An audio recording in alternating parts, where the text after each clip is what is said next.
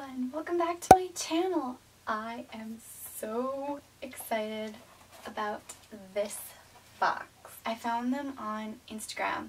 I think they had liked one of my photos, so I hopped on over to see what they were, and I got so excited when I saw that there was a new art subscription. Because they are such a new subscription and they don't have a very big following yet, I thought, hey, maybe they'd be looking for reviewers.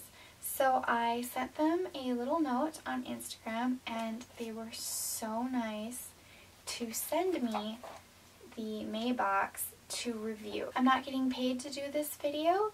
It's just they sent it to me in return for a review video, but it's still going to be 100% my opinions on how I like this box and what I think it's worth. They are called the Creative Artbox.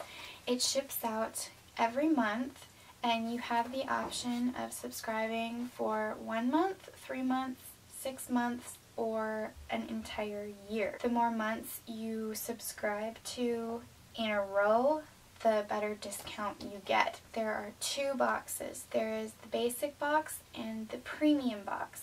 Basic box is $29 a month with free shipping in the US.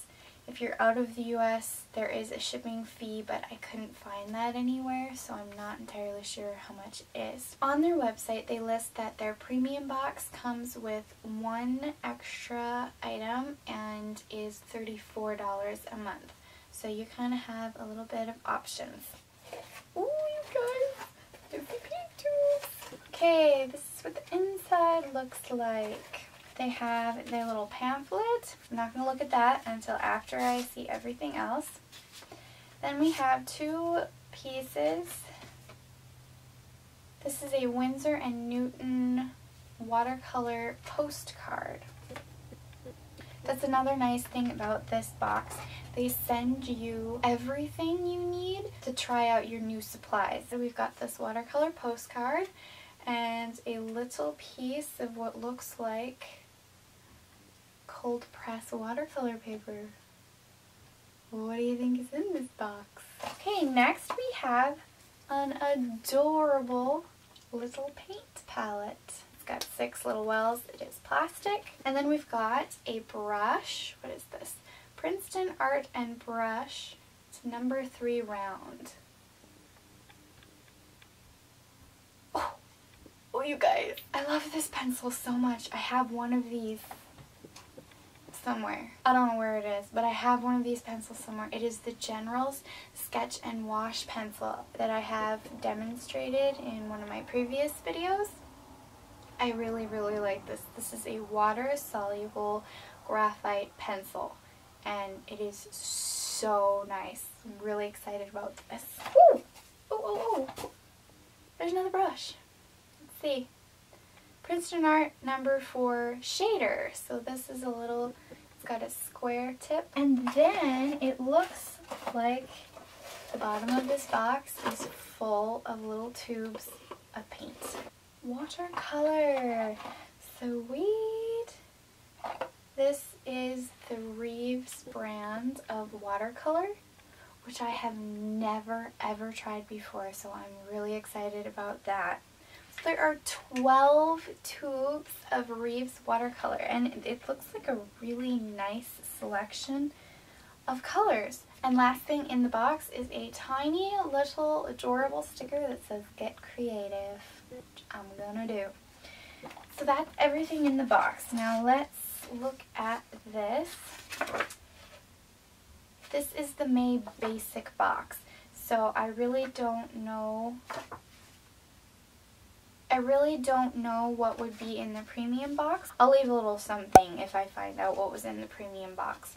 It doesn't give prices on the sheet of paper, so I'm going to look up everything and see if I can find how much they would be. After you get your box, you will get an email with further tips and tricks and stuff to trying the stuff you got in your box, just in case you're not familiar with it, have never heard of it, don't know how to use it, that kind of thing. So what we're going to do next is give these a try.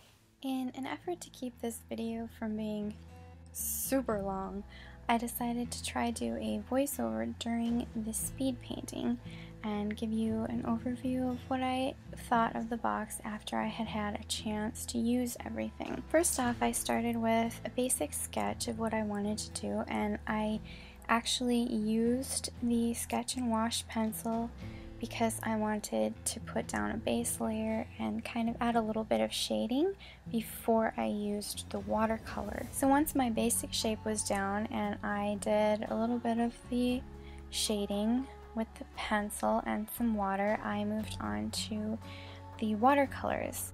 Now, this is where we get into the negatives of this box, because I personally was not a big fan of these watercolors at all.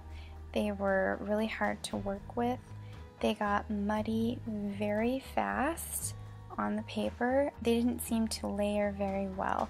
When I tried to go back in and layer a new color on, they would just kind of melt together and make a different shade entirely. So they aren't the best. They're kind of chalky. They don't move very well on the paper, and you can't layer over them once they're dry, because once they get wet again, they just muddy with whatever other color you're trying to put on. You will see later on in the video that I did change paintbrushes, and once I did that, I didn't have as much trouble with the paint. It seemed to go down a little bit smoother. It still did muddy, but it was a little bit easier to work with. Which brings me to the next part that I wasn't terribly impressed with. I was looking forward to using these brushes and seeing how they worked, but it did not take very long before I realized that they are not the best brushes ever. They're okay if you want to lay down larger areas with not much detail or definition anywhere, but if you want to try do detail, these are not the brushes for them.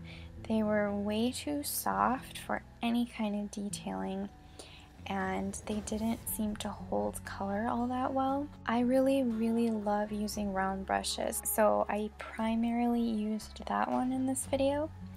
And I discovered once I started using it and trying to get some fine detail in this mask or finer lines, that it is not firm enough to hold its point, which I think is very important when using a round pointed brush.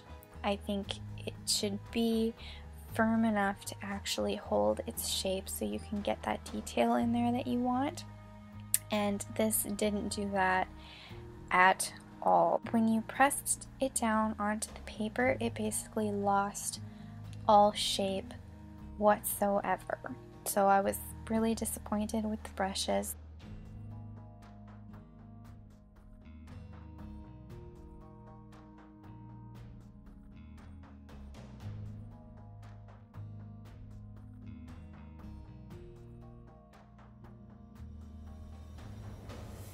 You can see as I'm putting the red down in this flower that the reds are very pale and kind of chalky and gritty looking.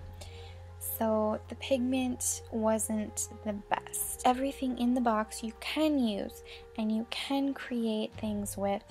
It's just that their quality is not very good. I think that if you have a hard time working with your supplies and it's difficult to get the look that you want and you're just struggling to use them, you're not going to have as much fun, and the end result is not going to be as good as it could be. To sum everything up, I really enjoyed getting this box, and I thank you, Creative Art, so much for sending it to me to do this review. I really love the concept, but for me personally, this month's box didn't meet the expectations that I had for it, and I didn't think the value really met the price range that a person would pay for this subscription.